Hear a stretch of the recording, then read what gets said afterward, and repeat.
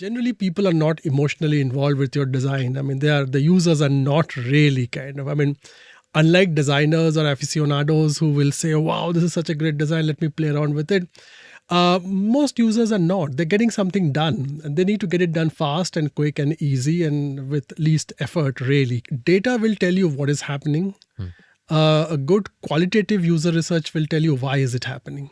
I think the natural advantage that today's young generation have is that they are digital natives. Unlike a lot of us who have moved from very analog systems to the digital system, if you are told to design a particular screen, you're told to design this is what it is all about and just design this, I think right at the beginning you got to ask why. And that why is the start of that digging into which connects design with business, design with strategy, design with all the aspects of the industry per se. Design is strategy made visible. You need to understand and pull that thread. It's almost like pulling one wire and then you will realize that it's connected to so many other wires out there. Hey guys, welcome to the first episode of Design Talk with Hemanth. Typically, when you learn a subject or get into a domain, you tend to take a course, go through videos, read books and stuff like that. Like I always say, the real learning comes from experience. It can be your own or you can learn from experiences of others. The objective of this podcast is just that, to bring to you experiential learning from various experts and veterans from the field of design. I'm super happy to kickstart the first episode with none other than Jay Dutta, or JD as the world of design calls him.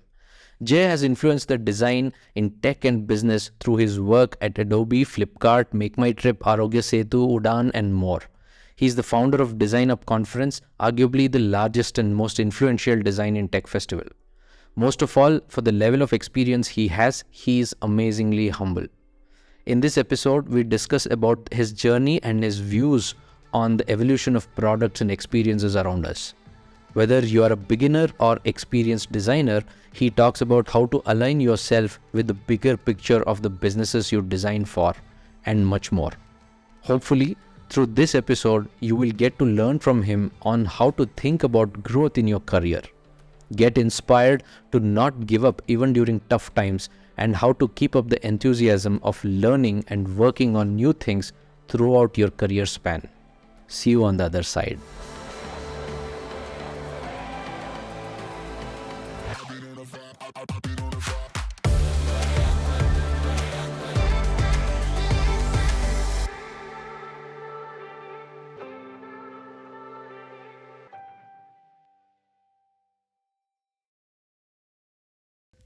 Welcome, Jay. Nice to have you. I would like to start with your journey.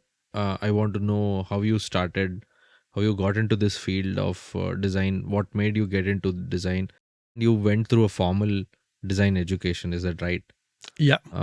So as I understand, you went through various fields of running your own design studio and working in an MNC and all those things. So take us through your journey first and then we'll get into the details of those things.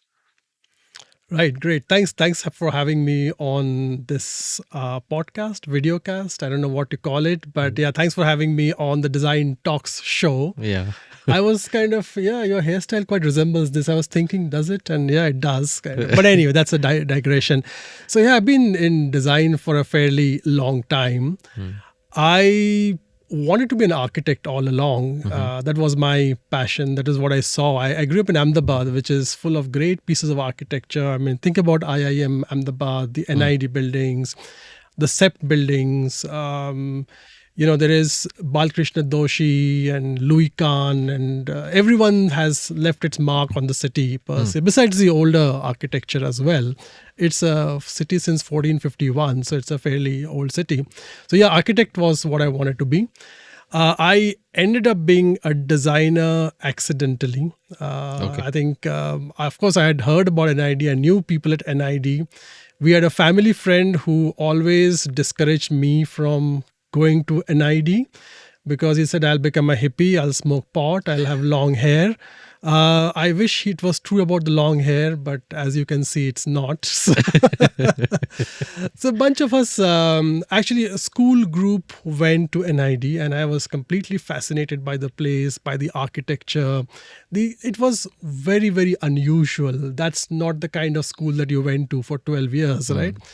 So somehow I felt maybe I can be a designer and not an architect. An architect is a form of a designer anyway. That's a much younger me thinking about those things.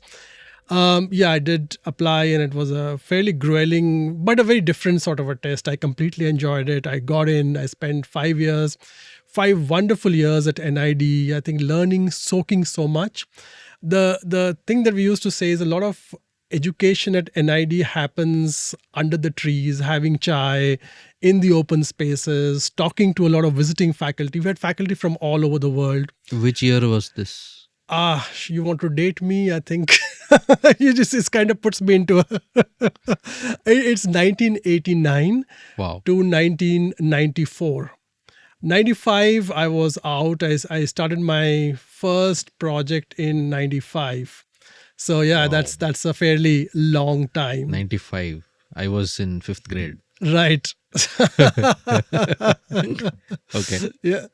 So yeah, I've been a designer for a fairly long time. Worked, like you said, in various different things in design. Actually, as I was coming for this, I just made me think that I pretty much worked on almost every continent except Australia. Okay. Of course, region-wise, I haven't. I would love to work in the Far East. I would love to work in South America. I haven't, or North Africa. But I worked in Africa. I worked in Europe. I worked in America, doing a whole bunch of very, very different things. I started my journey as a type designer and a typographer. Interesting. So my first project was to help set up a digital type foundry.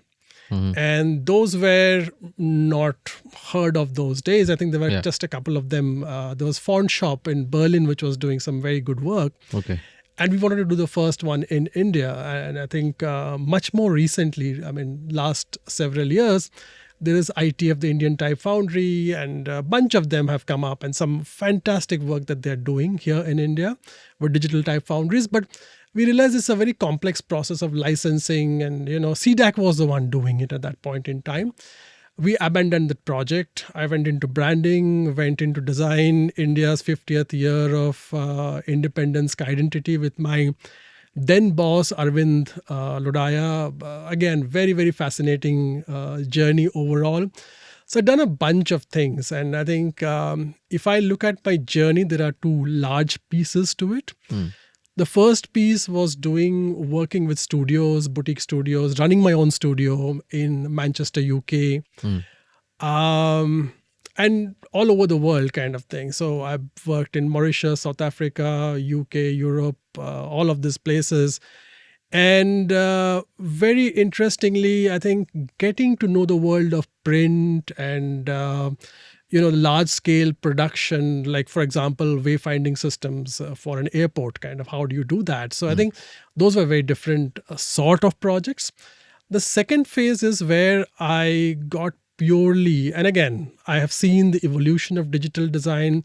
I've been part of studios which embraced digital. I think the word UX wasn't a term yet. Yeah. And I think it was called interaction design. Before that, there was human-computer interaction, information architecture, usability, analysis, and analysts, and so on and so forth. I'm sure you would have seen a bunch of them. Digital evangelists, all sorts of terms which we are borrowing from accounting and architecture and more established professions kind of thing. So I used to work in a purely digital agency in Bristol. I was a digital art director because they still didn't have a term for a product designer. A product designer made watches and things, and they didn't do digital products kind of, right? So I think, so that was one part of the journey. Then coming back to India and just immersing myself into larger corporations, that's the second phase of my journey. So it started with Adobe, where I met you. And Adobe was like building that capability, that discipline ground up, growing the team, helping evangelize design within the India teams. Of course, design is very central to Adobe, or was central to Adobe and still is. Yeah. But India teams didn't probably have the same sort of understanding of design at that point, or appreciation of design. So I think that was a side gig hustle kind of thing with that. And then I think that bit me. I thought, let me just do it. I've worked largely out of India, worked largely for MNCs, all sorts of companies across the world. I mean, French companies, MNCs, all sorts of things. Let me just work for Indian startups. And so I moved to Flipkart. Again, similar kind of gig. Flipkart, Make My Trip, Udaan, building teams, building capabilities, nurturing these teams, growing, scaling these teams. And these teams in turn would create processes and products which would touch the users, kind of thing. So I think that is in a nutshell been my journey, punctuated by two things. One was working in a VC, which is very different. So that was, again, I was doing a startup of my own in between, and that didn't work out. I wouldn't say it was a complete failure, but I think I took up a lot of learnings from it. But I got hired by the VCs to sort of advise a bunch of companies. And these companies included very diverse companies like Swiggy or Rivigo and Make My Trip and all of that. So very different sizes, scales, levels of maturity and all of that. That was a fun year kind of working with the VCs until the VCs put me into Make My Trip. And again, I went back to building, growing, creating capabilities, that part of the gig that I usually do. That is, in a nutshell, is my journey overall. Okay, another two digressions. One is, of course, founding the DesignUp conference, which has now become Southeast Asia's largest design and technology conference. And in between, being roped into and volunteering for Arogya Setu. So I think these were two sidetracks, diversions, which I have enjoyed kind of doing. Of course, Arogya Setu was very intense, very, very... It came with its own set of controversies. But yeah, I think it was needed at that point in time. And I think it's been kind of almost disbanded now. So yeah, those were some of the very long, but... right. Yeah, you've kind of seen the whole design evolve right from the beginning up until now, where we kind of see the future of where it is going towards artificial intelligence and all that. Yeah, it's pretty interesting to see. Like, what are your thoughts when it comes to, you've seen the trends change, you've seen the world change, you've seen the tech change. What are some of your observations in terms of how UX has been affected, how the domain itself has changed? Like back in 95, 90s that you spoke of, we didn't have smartphones. What are your thoughts on how design has changed right from then up until now? I think certain things, of course, change quite a lot, and certain things don't. Design in the traditional sense, in the classical sense, had a sense of time and place.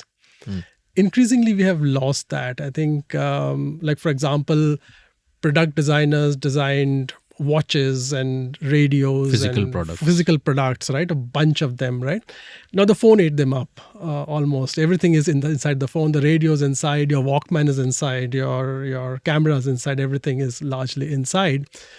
But here's the funny part of it: they exist only in time. You can invoke them, you can open them, you can quit them, you can delete them. They cease to exist. A lot of the work I have done exists in your pocket, but only when you wish to sort of open it up. It can exist in your bag. So if you think about the design of the 50s and the 60s and the 80s or whatever, even before, they had a certain timelessness to it. And digital design, or design in the UX sense, or design for apps, has a very temporal sense to it. It comes, it goes. Our attention spans are very limited, so it kind of, you can invoke it, play around for 5 minutes, close it, whatever kind of. So I think that's a significant change that I see. Of course, at that point in time, no one could have said, and I think product designers, the industrial product designers or the physical product designers, do feel bad about the fact that a lot of people have appropriated their titles, really. But now increasingly you need to sort of, just like you had digital art directors, because we were trying to justify things, like what do you do actually sort of thing, you can only reference it to something you know about. So you can reference it to a product designer, they design products. Just that this is a digital product design. Similarly, you have services, you have SaaS, you have enterprise. But increasingly, you have systems designer, people who don't necessarily design things, but they design the relation between things. Systems are a great example of that. So I think design has evolved. More and more sort of nuanced forms of designs have emerged, which is great, which is wonderful to see. I think it's wonderful to see that designers are increasingly going towards the heart of businesses, whereas they would be called upon to do something once the product has been done. You should advertise it, or you should market it, or you should communicate it. Increasingly, designers have said, hey, you design the product itself, which is actually you're going closer and closer to the business heart, really, kind of, right? So you are designing it, you're writing about it, you're communicating it, you're marketing it, you're doing the whole gamut of work, which is very fascinating, again, to me, kind of seeing how it goes. Yeah. Do you think physical product designers still have the same kind of value that they had before? Because when we say I want to get into UX design, or I want to get into the design industry as a designer, I want to become a designer, do we still think as a digital product designer as the first role that we want to get into, or do you still see physical product designers as a role that exists? I think physical product designers, the role exists and it will continue to exist. See, what happens is that we are always seeing it from our vantage point. From my worldview, I'm seeing more UX designers. But that doesn't mean that other forms are completely dying away. I mean, there are different, there's a golden era for different kinds of design. Maybe industrial design had its golden era and now it's time for UX. And UX will also have a sunset and something else will come up in its place. Similarly, if you think that advertising is a form of design, then that probably had its golden era at certain earlier point in time.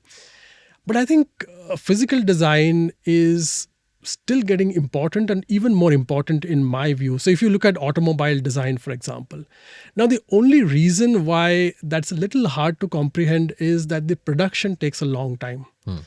Getting something out from a sketch to actually prototyping it to actually seeing it on the road is such a long journey, and it is very complex. You need to know a lot of technology in terms of production, how it goes, aerodynamics. But there's an increasing interface between UX and physical. So the whole phygital design. I think people who design watches, for example, that's again a very fascinating area. If you think about it, some of the more industrial or more B2B side of things, for example, medical devices. A lot of designers used to create those medical devices, but suddenly the medical devices also now have a more sophisticated screen, data visualization, all of it. So I think there is also a very interesting merge happening between these two different things. The other thing is, of course, you will see a lot of move towards retro. So I think the retro is another thing, which is like the Marshall radios that you see. I think that's whole retro feel. Some of it is invoking our longing for the past, whereas they're still very digital, but there is certain very physical about it. So I think there will be reinventions of all of that. And I think industrial design, product design in the real world is still very much alive and actually doing well, especially with the emergence of D2C brands, a whole bunch of them. And when it comes to digital UX design, a few years back, we kind of saw that companies wouldn't go the design first approach. They always kind of built the products first, and then they thought, how do I beautify this product? Do you see that trend change now, and how do you see that trend change? Do Have companies started embracing design first approach? Do you see that happening now? Yeah, I think the good part is that since as long as design was all about beautifying, marketing, selling, making it a great sell, design remained at the periphery. Design was called upon later and later stages. Yeah. But when you look at product design, whether it's industrial product design or digital product design, you have to participate very early. So that definitely happens. But what I also see is that design often comes at a stage when a lot of other unsexy, complicated problems have been solved or at least been addressed, like organizational design, incentives, structures, supply chain, logistics. There's a lot of complexity that a business handles. At an early stage, it's always hard for a business to balance all of it. So I think something like a design can come once a lot of these kind of unsexy problems are solved. You then start paying more and more attention to design. So you might say it's design first, but there is a lot of other firsts to be taken care of as well, kind of, right? In terms of finance, in terms of payment structures, how do you pay people? How do you do a complete, if you think about Apple as a complex one, it's a supply chain and logistics nightmare. To do this all across the world, ship it in time and get it out, right? Of course, they didn't start. I mean, they have established it over the years, but they had to do it. Otherwise, good design doesn't see the end of the day. It remains a PowerPoint. So in this approach, are we talking about, when we say design, are we talking about visual design only? The other part of my question is with the design first approach, which is not just the visual design part, but more of a problem solving design approach, could we also make it easier to solve the logistical, financial, or other aspects of unsexy design that you're talking about? Absolutely. And I think this is where people should be more, and I think people do that. I mean, business design, design of services, for example. At Udan, we paid a lot of attention to warehouse and, the whole supply chain part of it. Now, if you think about millions of transactions that are happening through a day, small second by second increments can actually make a big difference. So I think those kind of things people don't pay attention to often, or often designers think that's not my job. I mean, my job is to design the interface. But an interface does not lead the company. The interface is a result of a lot of decisions in the back end. Right. The saying goes that design is strategy made visible, but strategy is all about intent and thoughtfulness, which is exactly design in some ways, kind of. You're designing a strategy, you're designing an organization, you're designing a business. So I think design has to be even more deeply and embedded deeper in the organization thing. And it's only when designers give up the fact that we are producers of a certain output, or we are manipulators of a tool, or we are the guys who work with pixels. I think once designers kind of say we can be more than that, I think it's a huge possibility out there. And it is also true that companies should start involving designers way before in the thought process of products, rather than involving them right at the beautification level. Absolutely. Right. Actually, that change I'm seeing a lot, and I'm glad that you brought it up, because one big change that you see, and I've seen it over the last 7 years or so, is increasingly a designer is amongst the first 10 hires in a startup. A designer is even more, I would say now, in the first 5 or 6 or 7 hires. The word founding designer is actually becoming quite commonplace now. I mean, I've been approached by so many people who say, hey, we are hiring a founding designer. Do you know anyone? Now, a few years back, that was completely out of the question. I mean, how can you have what's a founding designer even, kind of, right? But the very fact that people are willing and open to consider that, I think that's a huge change. What is a typical role of a founding designer?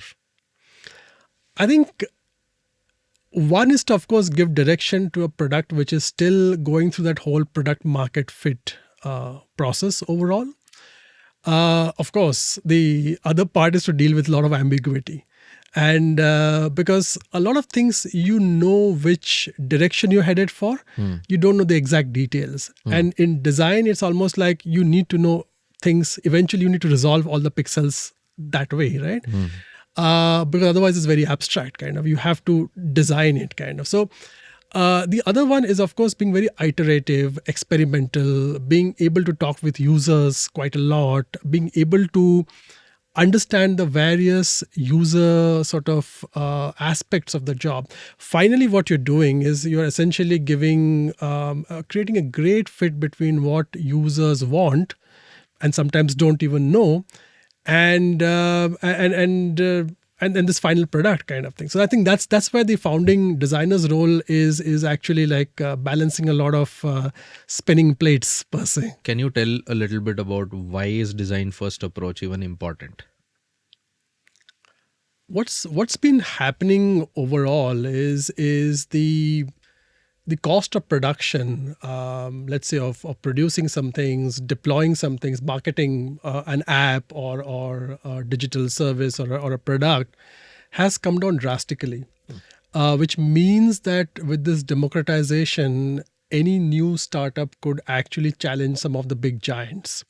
They could actually create something very quickly, deploy it, get it out there very, very sort of soon, which also means that what distinguishes one thing from the other comes down to the experience, comes down to the value they provide. And in this scenario of democratized production, design becomes very, very critical as a differentiator. The second thing which is happening is that the users' attention span is also decreasing. And they expect certain basic amount of design cleanliness, design functionality, and so on.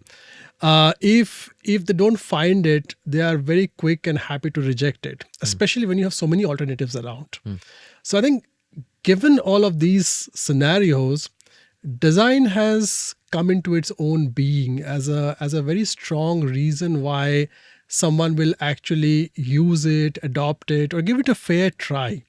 And that's why design is increasingly becoming front and center in many organizations. How does one figure out that the users are now rejecting the design?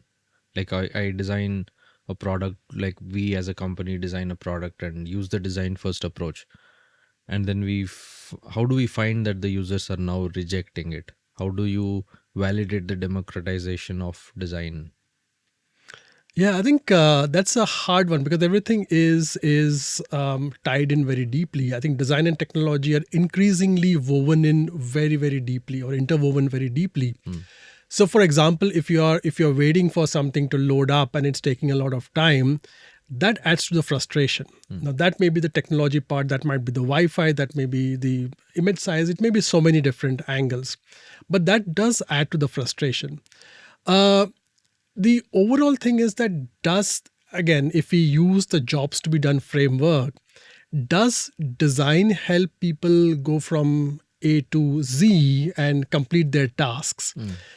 Generally, people are not emotionally involved with your design. I mean, the users are not really kind of. I mean, unlike designers or aficionados who will say, wow, this is such a great design, let me play around with it. Most users are not. They're getting something done. And they need to get it done fast and quick and easy and with least effort, really. Kind of convenience is the name of the game. So in that case, is design aiding that process? Is it detracting from that? Is it adding certain things which is creating a hole in the trust? Is it creating a little diversion in the flow? I think these are the things that we should look for. Every time you see a blip in the data that something is kind of off or the flow did not go well, it's a reason for us to deep dive or double click on that and see what is going wrong. Was it a kind of error in our thinking, something that we did in design, something that the technology is contributing to? I think it's a combination of all of that. Okay. And most of this is figured out through user research, I believe. Yes, I think it's a combination. So I think data will tell you what is happening. Hmm. A good qualitative user research will tell you why is it happening. Okay. And I think when you combine that what and the why, I think you get a much clearer picture. Can you talk a little bit about some of the opportunities you see for young aspiring UX designers in today's industry? And if you have to briefly touch upon the opportunities that you see for them and what do they have to focus on, it'll be great. Sure.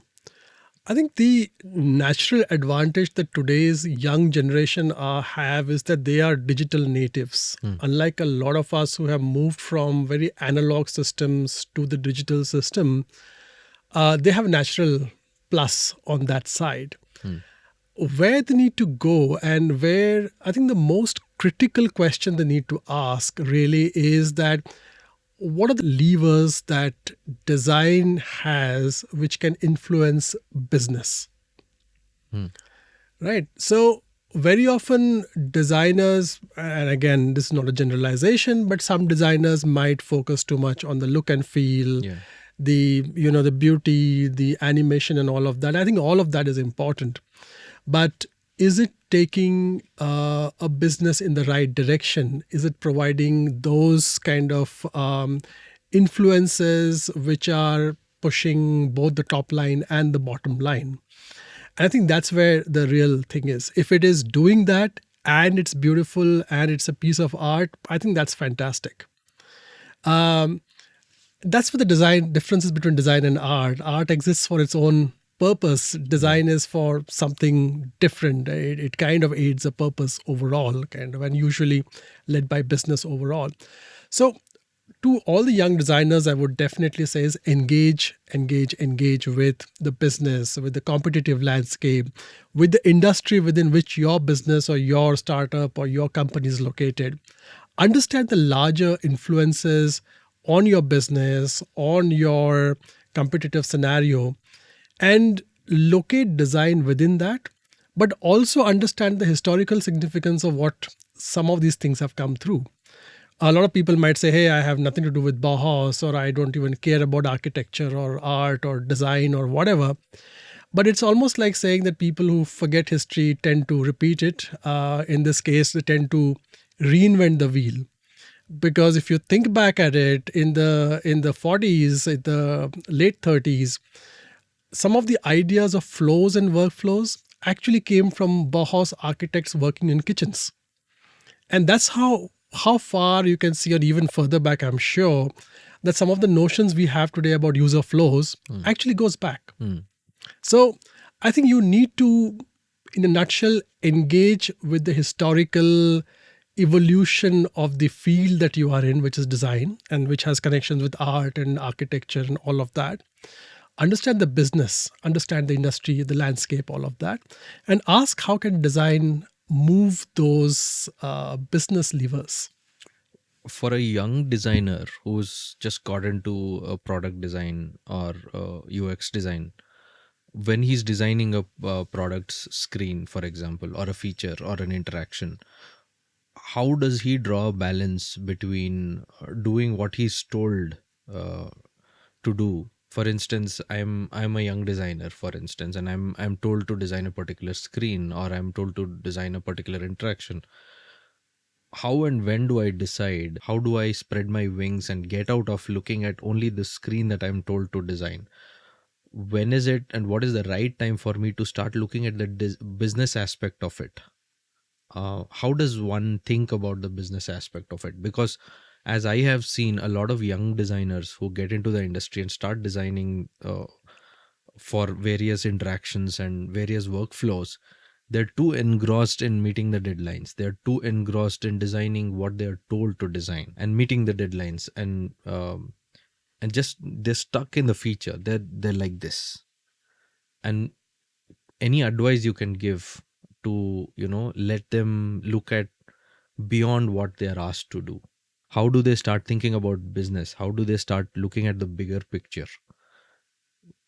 How, what advice do you give them to start looking at things beyond their boundaries? Because that's what is really needed to connect the dots. and make their small pieces of design really matter in the bigger picture, right? Sure. I think this is a great question, and the way I would think about it is do it right at the beginning. If you are told to design a particular screen, you're told to design this is what it is all about and just design this. I think right at the beginning you got to ask why. And that why is the start of that digging into which connects design with business, design with strategy, design with all the aspects of the industry per se. Obviously, someone has come with a thesis that this page needs to be designed, and they might have even some ideas on how it should be designed. Yeah. The moment you put that why question, and in a very open, curious way, why should we design it, or why did we think about designing it? It's not a challenge. It's just eagerness and a curiosity to learn. Right. I think that itself is the start of the process. Right. Right. And I think there's this very famous, the 5 whys model. It's almost like going back. And when you say the answer to this is X, and you said, but why X? Because I want to know, I wanted to understand even more. And why did we think of Y, and Y leads to kind of Z, and so on. Kind of, you just go back and back. It's not challenging, but trying to understand the context for certain decisions. Right. Because the page is nothing but one output in a decision-making process, Right. which the designer will then take and actually make into a physical thing with pixels and with words and with a whole bunch of things. Right. But the more you seek to understand how it came to be, as opposed to trying to make it nice and look good and look as a part of a system, the more you will understand how and why it has come to be. So it could be that the business is focusing on certain things these days, and we need to sort of really focus on that. I'll go back to that saying, design is strategy made visible. You need to understand and pull that thread. It's almost like pulling one wire, and then you will realize that it's connected to so many other wires out there.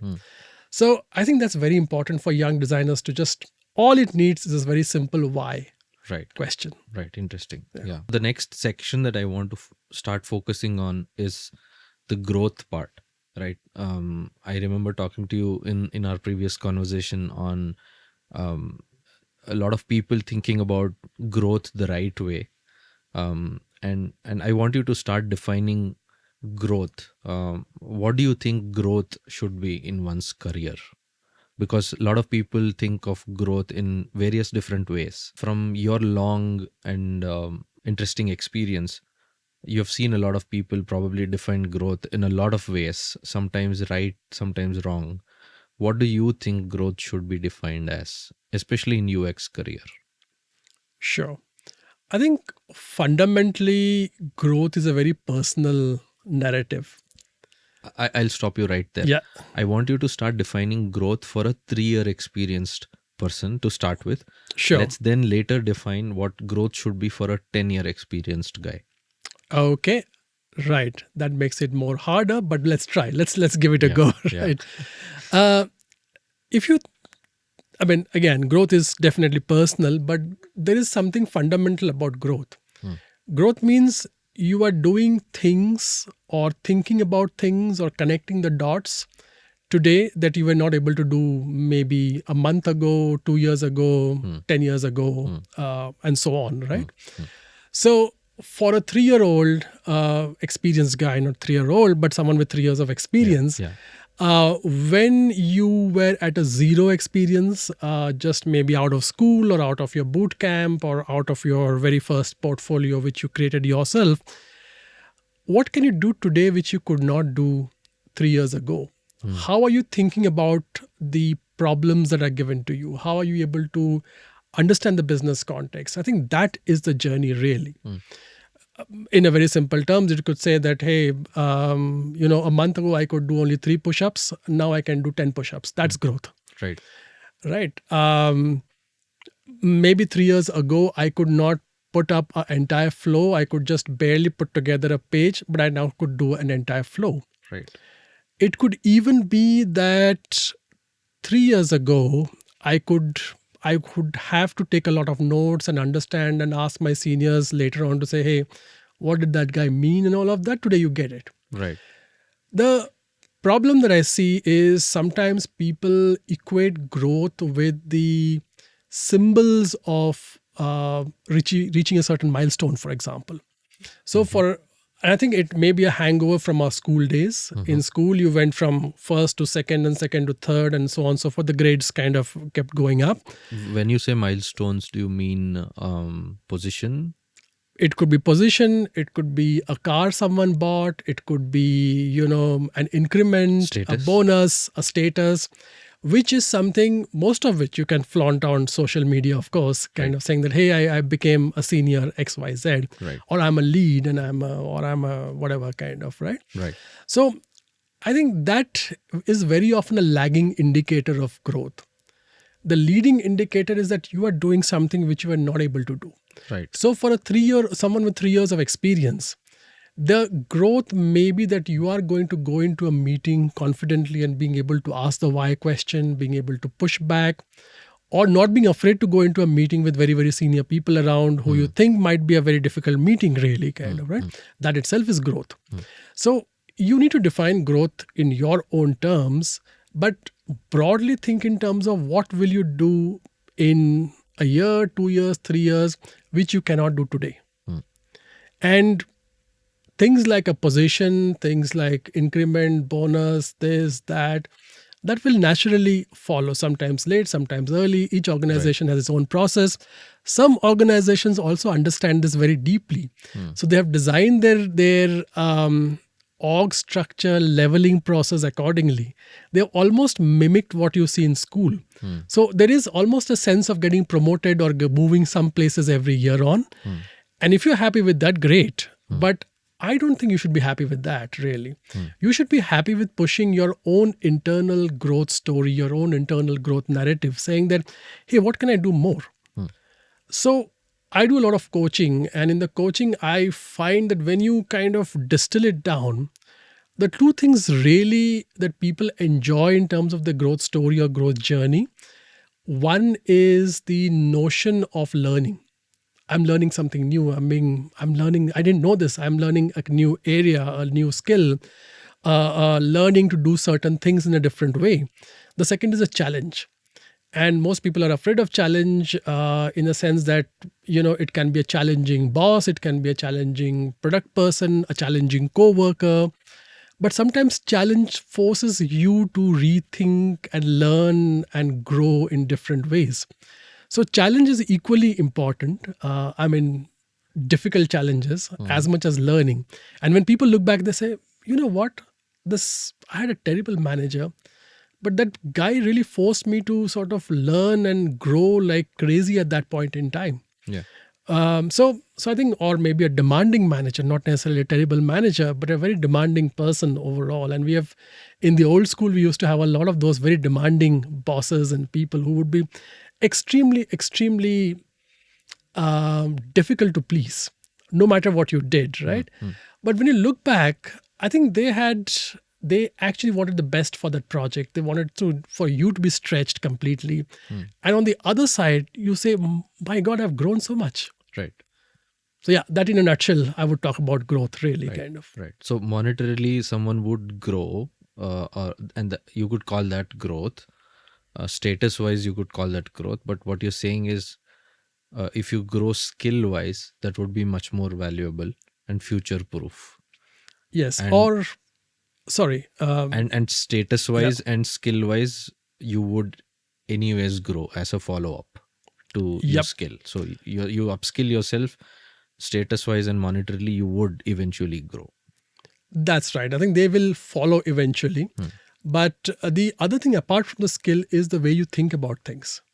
And I think the way you connect the dots, the way you think about certain things, the way you think about, let's say, how do you approach a certain problem?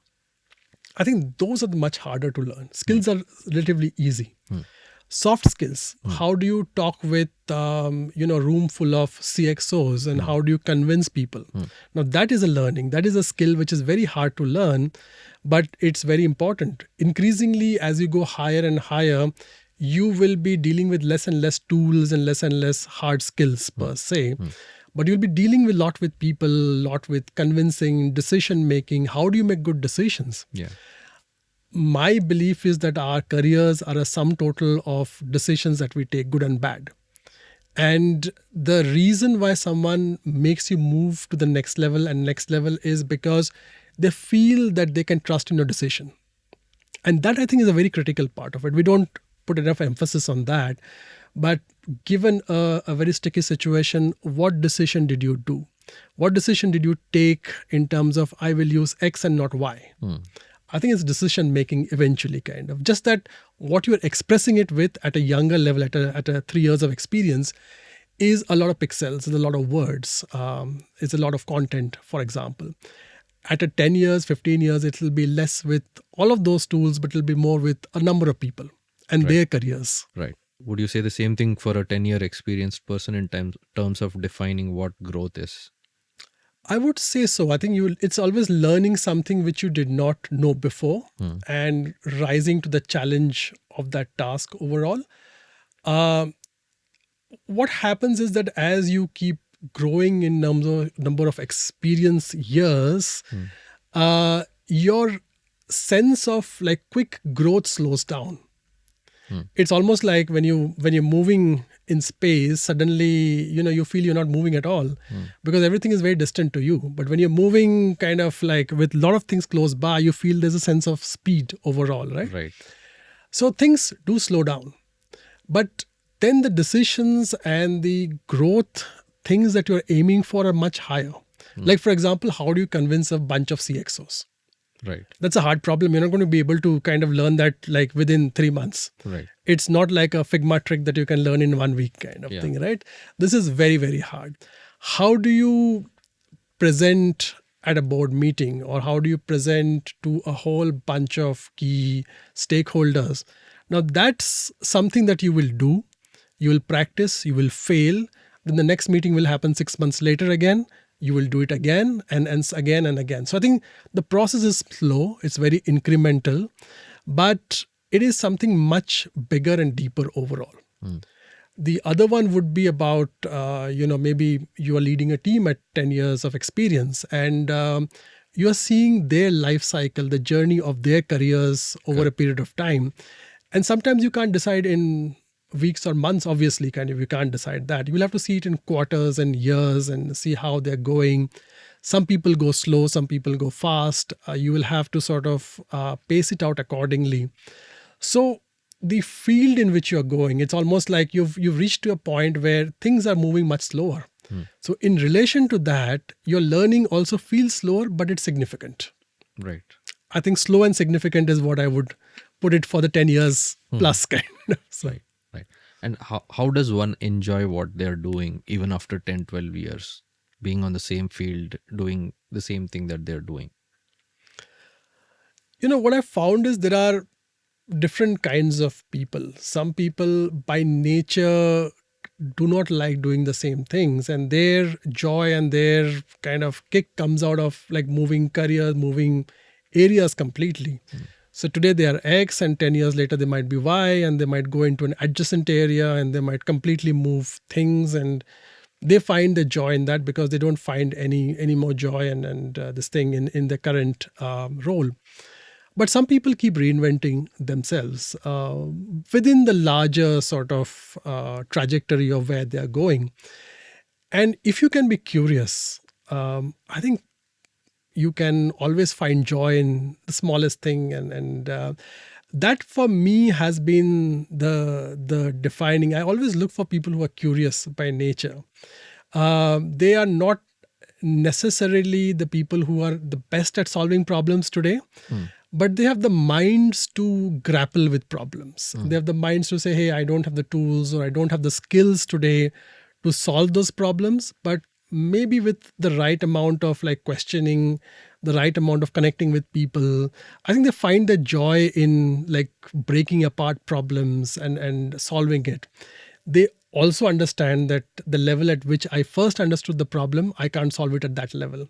So obviously I have to up level or do something or ask some help from someone. And so I think these are the people who will find joy in whatever they do for how many years that they are in the same field.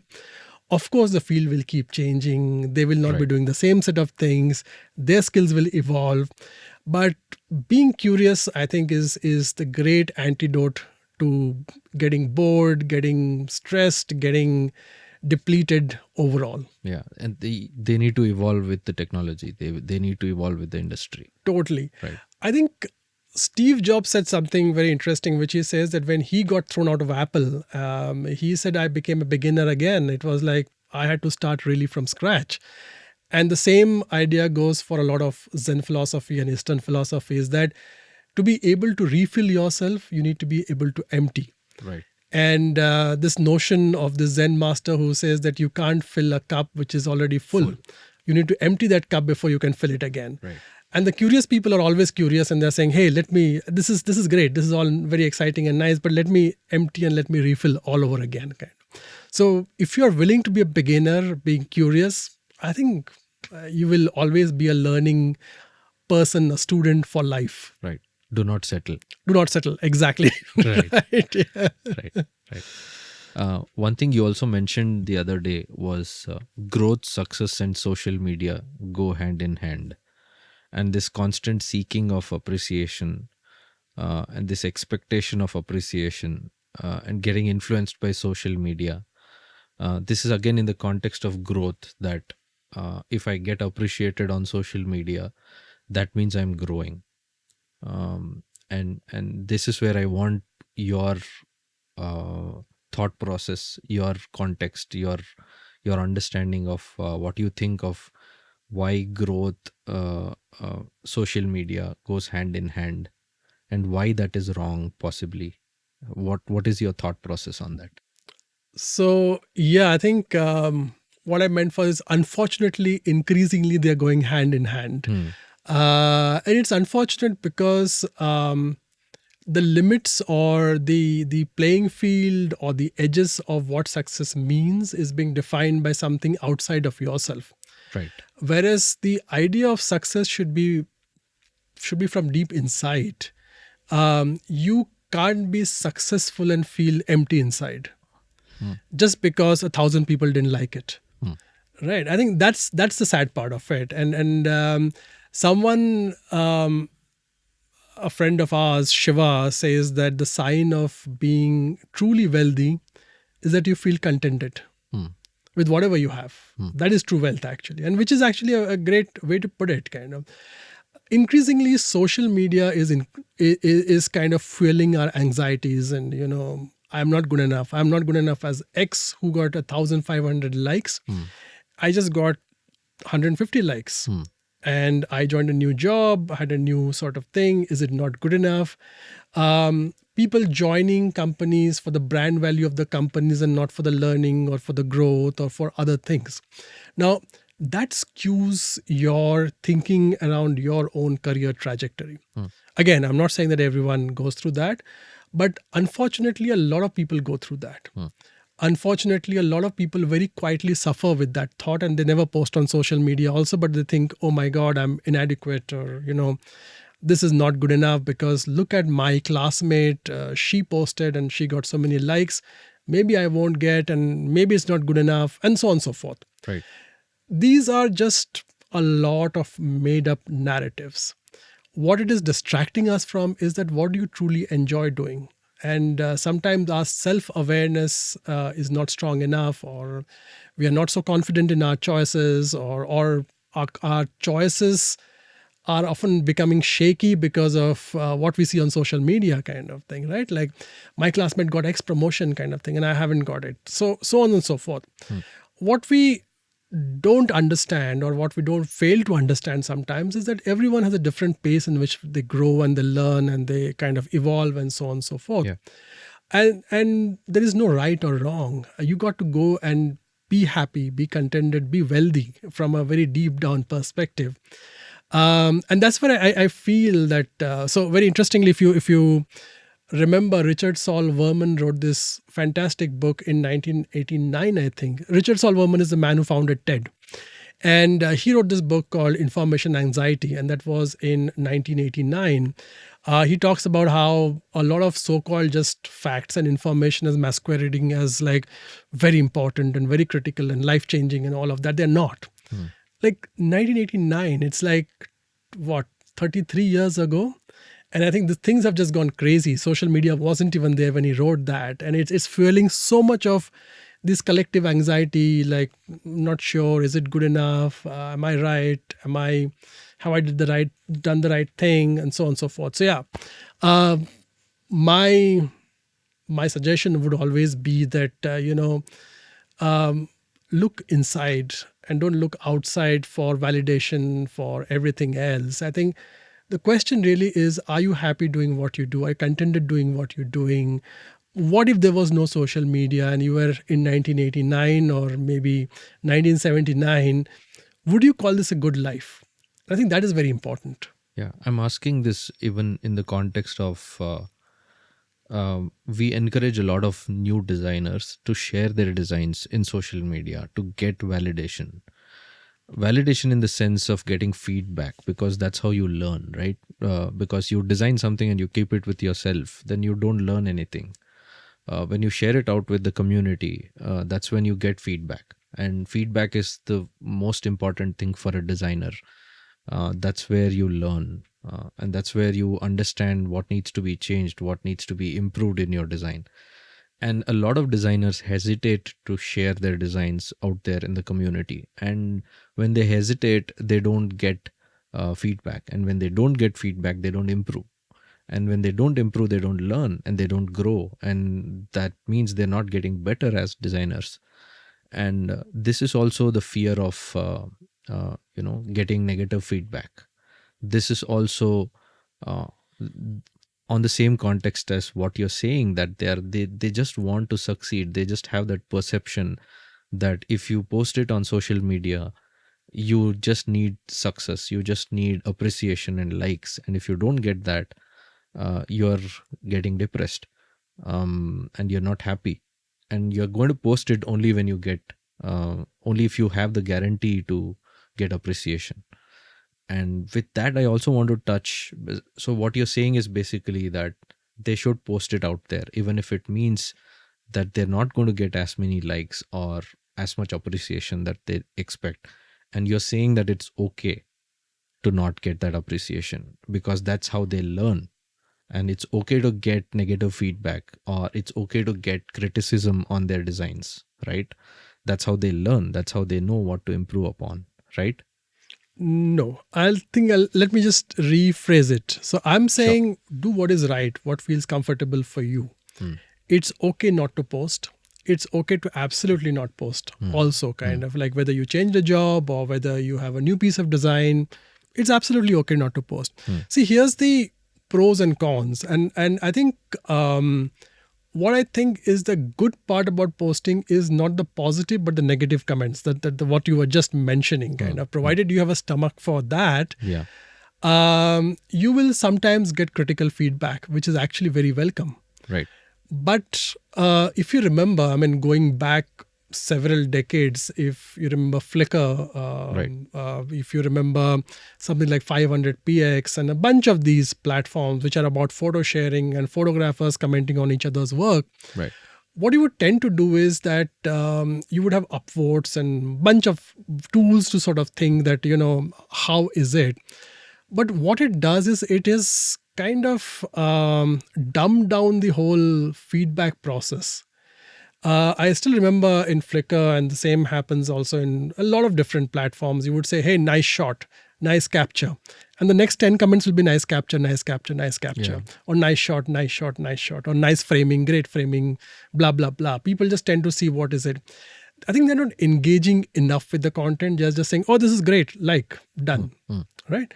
Now, these are people who you don't know, who you don't even respect. You don't even know whether you should value their feedback or not, really.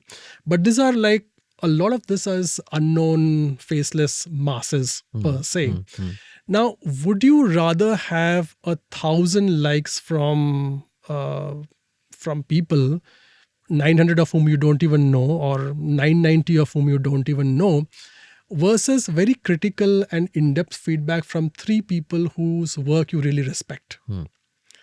and who can actually give you much more detailed feedback kind of thing. For me, I feel I really value those three people who I Absolutely. respect and who I look up to and say that, hey, give me really critical feedback kind Yeah. of thing, right? Whereas this one says, this is fantastic, this is great. I mean, if I look at the likes and engagement and all of that, this is like, wow, right? But is it really telling me something kind of? It just probably is giving me a false sense of it's good. It's so one of the things which I talk about is that design is not a democracy. You don't go to votes and polls and for design kind of. In the same way that you would have seen tons of these things on, it started on LinkedIn and I think it has made its way into Twitter as well. Which design is good, A or B? Correct. Why do you think I should use A or B? Correct. Kind of vote now kind of thing. Hang on, this is not a democracy kind of thing, right? Right. You've got to think through this. You've got to talk to people and then you got to sort of make up your mind, talk to a few users. These are just random people with a lot of random opinions kind of, right? And these are all across the spectrum. Yeah. I think there is a certain degree of laziness in going out there and saying, hey, vote right now, kind of. This is that you have not taken the effort to really identify the kind of people who you should be talking to, the kind of people who should be commenting on your work. I think it's very critical for people to do that overall. So yeah, that's my thing. Certainly more than happy that people should post, but I think it's absolutely okay not to post. If you want to learn and grow and get critical feedback, find this set of few people who can really give you the time. You might not be able to get it instantly, but we might be able to get a much more in-depth feedback from people. What are those platforms where you could find those people? I think it goes back more to kind of the personal connects or kind of reaching out to someone over, let's say, a LinkedIn or a Twitter saying, hey, I really kind of respect your work or admire your work and could you take 10 minutes to give me some feedback? Yeah. What I've seen is people are more than happy to do it. Often it might take time. It's not instant. Yeah. It won't give you a volume of things, but people are happy to give. So you're saying reach out to people you know, Yeah. rather than putting it out there randomly in a community of strangers, Yeah. and keeping it out in the open True. for anybody and everybody to comment. I think, see, that also is good. Because Yeah. youngsters often look for, see, when I create something, Yeah. it's my baby. Right. Yeah. Obviously, I created it that way because I love it. True. And obviously, I'm looking for appreciation. Yeah. You say whatever you want. I True. would want people to like it. Absolutely. Yeah. So you have a mature mind. You have seen the industry. You kind of understand you have that mindset of wanting to grow. And so you said that you value those three people who criticize your designs, and you don't care as much as those 1,000 people who liked your design. But I, being a 1-year experienced designer, I like those 1,000 people who like my design more than Yeah. those 3 people who criticize. They don't matter to me as much, right? Yeah. So how do we change that mindset as a young designer? Right. If there's a young designer who is watching this video, what advice would you give that designer if they are willing to change that mindset? Yeah. So I think you will find that in social media, you will have tons of people with tons of opinions. Yeah. So people will give you unqualified advice on anything and everything. Yeah. So you might not end up with 3 critical comments, but you might end up with 300 critical comments and 1,000 likes also, kind of, right? I think it's finding those 2 or 3 people who you really admire or whose work you look up to and asking them for a critical, qualified feedback. Yeah. I think that's what matters. Yes. And I think balancing it out. So don't get disheartened if you got 1,000 bad feedbacks or 1,000 great feedback. Don't get overly elated. Of course, it's a function of age and maturity and all of that. That is for sure. But always keep this in the back of your mind that these are very transient in nature. What you might have done is very much in line with what are the trends today. And because in that trend wave, your work got liked. The question here is that what is a part of your work? What have you done which is unique? which is actually helping you grow, getting you some good feedback, good mature feedback really from people in the industry, from people that you look up to or your own peers, kind of, let's say your classmates or teammates who understand design per se. Now, of course, a lot of design today, for example, if you were to create a social media post, not your work, but a post for someone else, a brand that is there, your success is determined by the likes of that. Right. So obviously it has been successful. Let's say you did a campaign for something and the campaign becomes super successful. Now, that itself is probably a qualified yes. I think it is in a sense a vote of confidence overall. Right. This happens a lot in the advertising and marketing industry overall. But products are not campaign driven. Products are much more long lasting in the nature of, so our relation with our users are much more deep. People will probably open your app and check it out a few times in a day, Right. as opposed to seeing a campaign for maybe a week or so and then it disappears and people are like, wow, and this was great and all of it, right? So I think you need to balance. Always ask yourself that these are both this adulation and people trying to bring you down are imposters. And, what is the happy balance here? And you need to keep your mental balance. Don't go overboard, either ways kind of thing. It's design. It's okay kind of thing. Yeah, it happens. It's not the beginning and the end of life. Things change, you learn, you grow. Look at the larger sort of things. There's a wonderful rule called 10 by 10 by 10. And the rule goes something like this.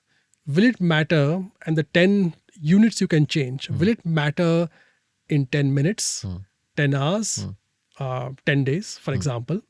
You got a terrible comment on something. Will it matter in 10 minutes, 10 hours, 10 days? You got an awesome comment. You can apply the same filter kind of thing. Well, how does that change kind of me? You can apply another filter, same kind of units, same numbers, but different units. You can say, will it matter in 10 hours? Will it matter in 10 days? Will it matter in 10 weeks? Or in a decision-making process where you're thinking, hey, how do I change this work? How do I tweak this? Will it matter in 10 weeks, 10 months, 10 years? But very often this applies to career decisions kind of thing, right? But I think it's a wonderful way for you to kind of zoom out and look at the larger picture.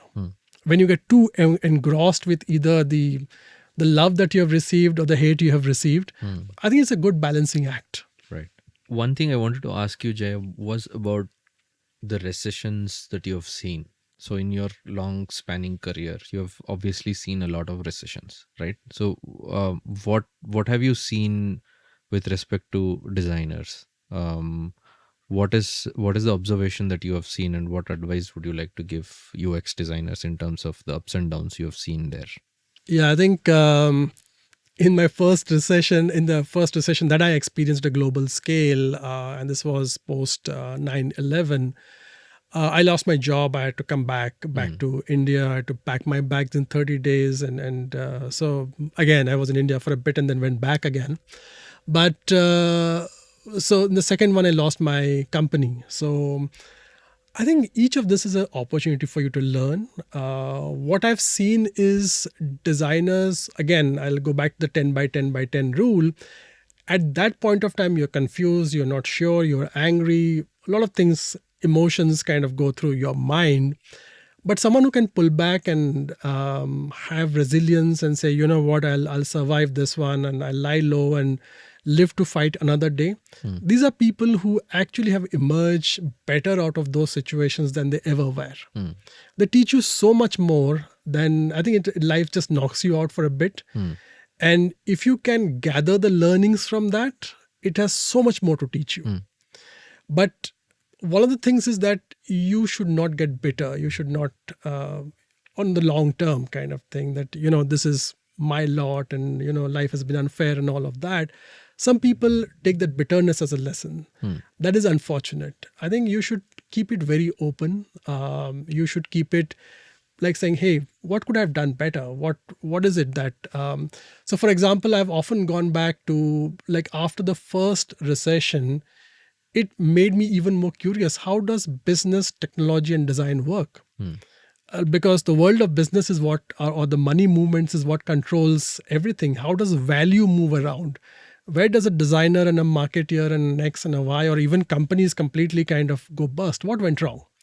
So it took me into design management. I studied with a lot of people who were not designers. It was a fascinating journey for me. But coming out of it 2 or 3 years later, I think I felt, oh my God, I think this was such a fantastic opportunity. And had I not been punched kind of really hard by life, I probably would have like coasted along and said, hey, next kind of thing. It changed the trajectory kind of. And I think it's the belief that there is something at the end of it which is going to be better. I think it has to be better. So keep your optimism, keep that whole opportunity to learn out there open. So there is something out there which I got to learn and make sense of and figure out. The curiosity has to be there. Don't let the bitterness swallow you. That's pretty much what I would say. Do you want to talk a little bit about your DesignUp conference? Give a context of what it is all about and what is the direction you're headed. What can we expect in the future for DesignUp? Right. Yeah, I think I talk a lot about DesignUp, so maybe I'll try and keep it brief. So DesignUp is a conference which we started in 2016. It's very much done by a community of volunteers. So yeah, we don't really have a full-time person like a employee, salaried employee out there in DesignUp. But I think it came from the notion that people, especially my time at startups as a VC or the VC world really, is that people have very, very siloed views of design. But design can be so many things. And DesignUp was a way for us to expose to the larger public and to designers themselves that in the technology arena, that what can design be? What can design do? The power of design, what does it do? So in a way, it was also to give back, hopefully kind of inspire, motivate, educate ourselves and a lot of people who are not trained in design. And I think DesignUp is very inclusive. We welcome people who are non-designers, who have not been trained into design, who are trained in design from design schools. We have absolutely an open space overall. Interestingly, over the years, so we have done it for now 7 years, and we have almost doubled year on year, which has been fantastic until, of course, pandemic hit. So we started with 230 people in 2016. By 2020, which was the year 5, we had booked a space for 1,800 people. Wow. And that has been the sort of jump. I think people like the format. People like that it was very eclectic. So we talked about technology, design, product management, anthropology, business. We talked about everything. But we had a string in terms of design as an intent, as a purpose, as a thoughtfulness, which permeates through all of that kind of, right? So I think, of course, 2020 didn't happen, but 21, actually, we decided that we'll never do an online conference. In 21, because of the pandemic, we kind of said, let's do a fundraiser conference. So in just 5 weeks, we put together a conference with the who's who of the design world. So Don Norman, who coined the word UX, Stephen Sagmeister, you name it, Natasha Jen, Karen Fong, a lot of designers from India, a lot of technologists from India, like Sidhu Ponappa and a bunch of them. They all came together and we raised, within 5 weeks, we raised 70 lakhs for charities and 100% went to charities there. 2022, last year, we again came back. We said, not sure, will another wave hit us, 5th or 6th or 17th, or I don't know how many waves were there by then. But we decided that, let's not go crazy and let's not have 1,000 people conference. Let's keep it a 450, 500 people conference. And we eventually became a 670 people conference last year with a 300 people wait list, which we closed at 300. We could have done for a 400 because it was meaningless. We could not accommodate any more. Yeah. That was the venue's limitation, really kind of thing, right?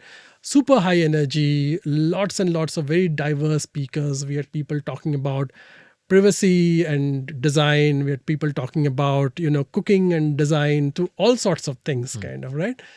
So I think it's a melting pot. The interesting part is that 23% of people in DesignUp were not designers at all. Wow. As in, they were technologists, data scientists, bankers, HR folks, training folks, all sorts of very different people. And I think that's the beauty of it, that more and more people, we are kind of evangelizing the power and the reach of design to a lot of non-designers. When you have 1/4 almost of your population not being from the design fraternity, I think it's a good thing to have, kind Right. of. Yeah, absolutely. So yeah, and we are again starting in 23. We are back again. We were thinking, should we be back? There's so much recession. Why did you even think? I think this was all about like, hey, will we get sponsorship? We depend upon sponsorships, tickets, all of that. And we said, hey, DesignUp is all about the hope and the, and the inspiration and the camaraderie and getting together kind of thing. So the thought is that the theme for this would be the new hope, and looking at how tech and design can play the role of being catalysts for positive change, which is always what we have more or less done.